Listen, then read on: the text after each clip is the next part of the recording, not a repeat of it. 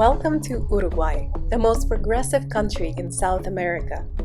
If you don't know much about this Latin American country, don't worry, I'm going to fill you in.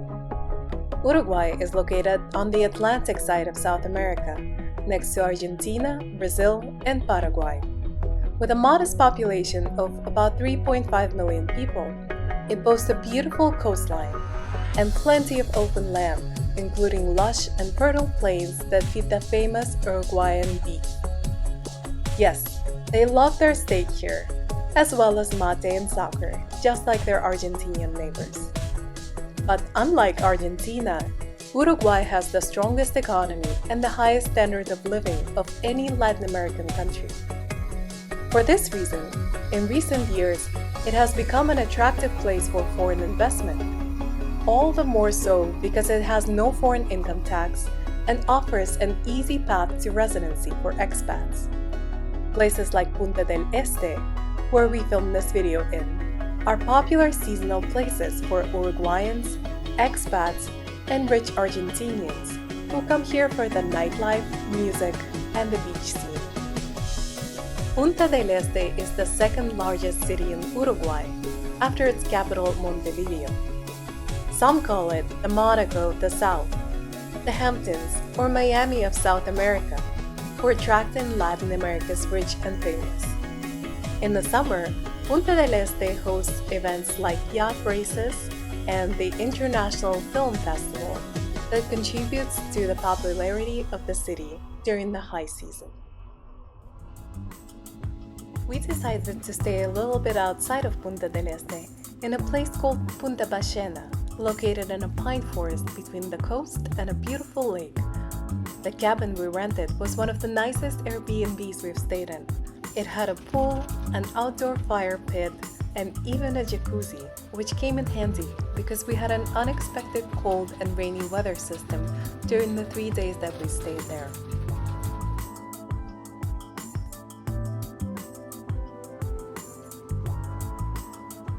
And although we had to scratch some of our original plans because of the weather, we found other things to do and enjoy in this area.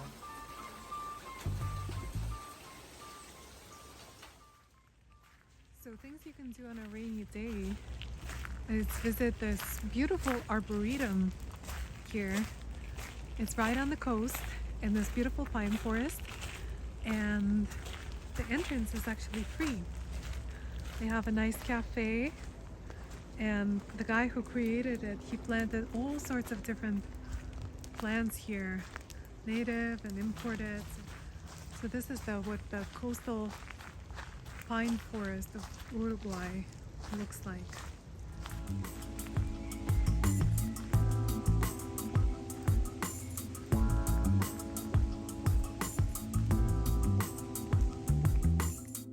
There is no shortage of things to do in Punta del Este, from surfing to casinos.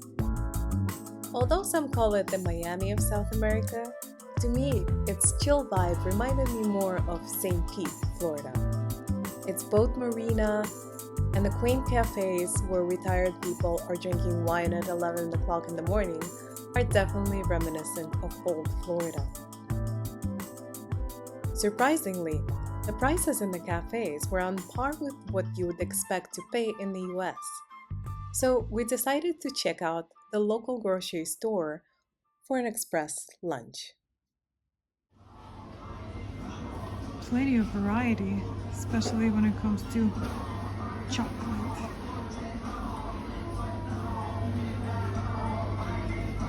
But yeah, it looks like your average American grocery store. And there's a whole section of mates. Overall, Punta del Este struck me as very Western. I would even say American. So if you're looking for a place to immigrate that would not impart too much of a culture shock, Uruguay might be the place. After 3 days in Punta del Este, we drove back to the capital of Uruguay, Montevideo. This metropolitan center is home to almost half of the country's population, and it is a progressive city in every sense of the word. Its long-standing democratic government and liberal policies are another thing that make Uruguay different from any other country in Latin America, and we definitely wanted to check it out for ourselves. Montevideo has a lot of art and some beautiful historic architecture, like the famous Teatro Solís Opera House. We were going to shoot the central plaza with a drone, but our drone got attacked by a hawk, so we'll just settle for a walking tour. This is the plaza of Montevideo, Uruguay, the capital of Uruguay, which, you know what? It's a country of only less than 3.5 million people, if you can believe that.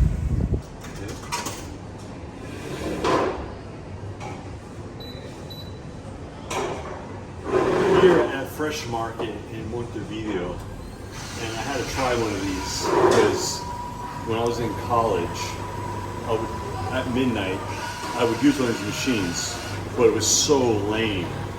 This is Italian coffee, Lavazza. And here in Uruguay, they don't drink Colombian coffee. It's all Italiano. And so, look at that. Perfect cup of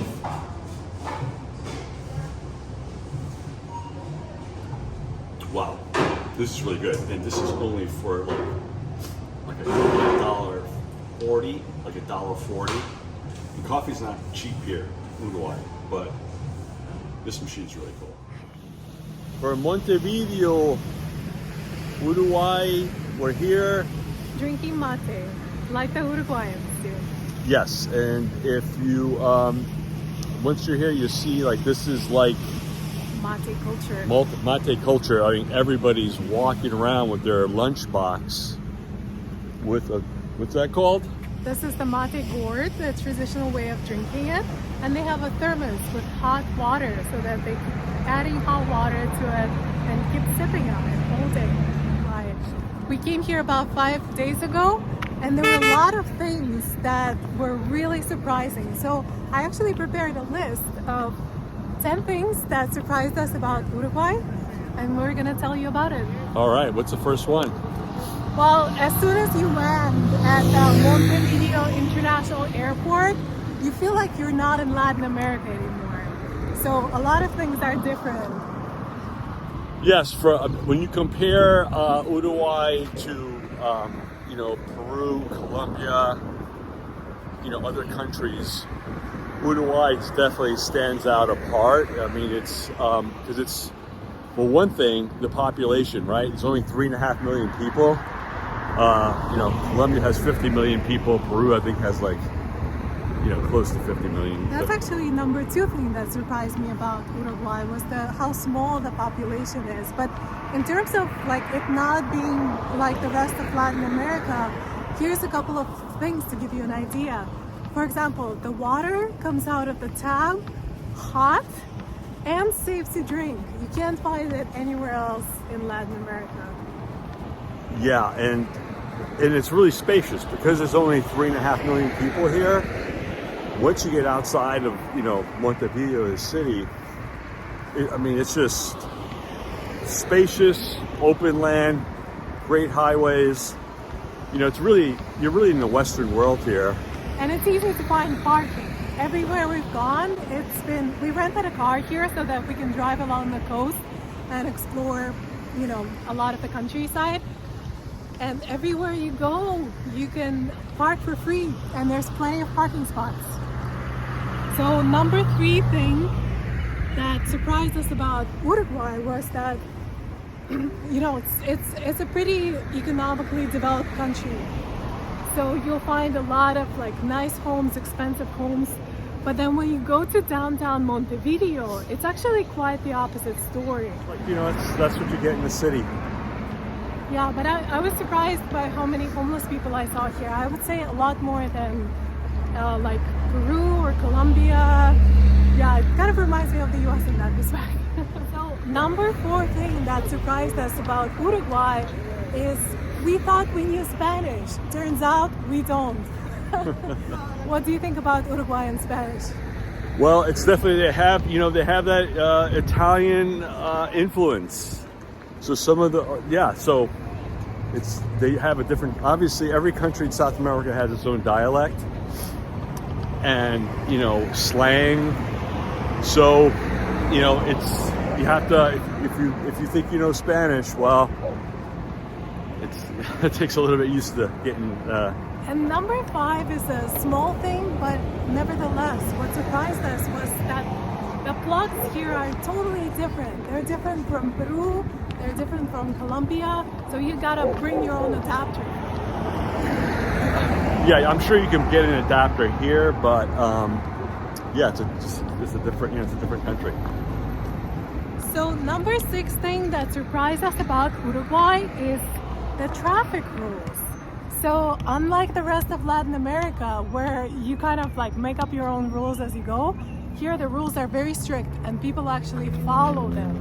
And there's a lot of speed cameras. So totally, yeah. So yeah, it's, if you've ever driven in South America, it's kind of like a free-for-all.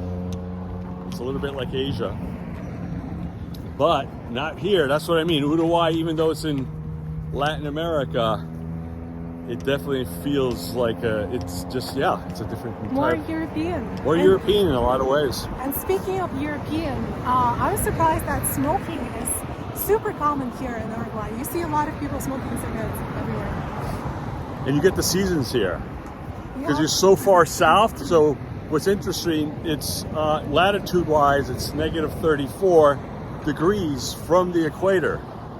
So it's pretty much at the same latitude on the opposite end of North America, like Los Angeles. Los Angeles is on 34 degrees latitude also, away from the equator, but in the northern hemisphere.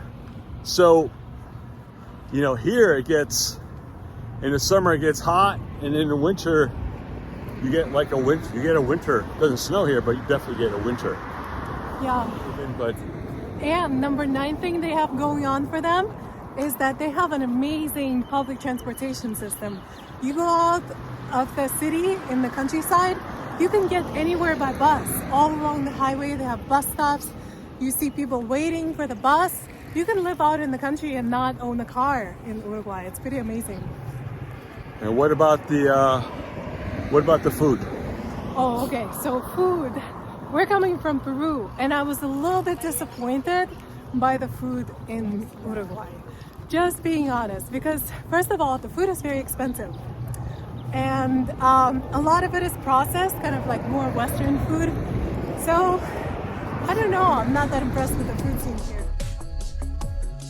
Uruguay is definitely a unique and very interesting country to visit. It is super progressive in terms of civil rights. They legalized same-sex marriage in 2013, and it was also the first country in the world to legalize marijuana. Yeah, it comes back to like if you love open space and nature, and it's a beautiful, this combination of open space, green hills, as you'll see, but it's also very modern, very Western. Except for the mate. They keep the mate tradition alive. Yeah. Uruguay definitely has a lot going on for it. It's the most European country in South America, the most progressive and economically stable. It has easy residency requirements and friendly tax laws. A one-bedroom apartment in Montevideo will cost you about $750 per month. So if you're on a fixed income, this is not a bad place to consider if you want to have all the comforts and conveniences of the Western world.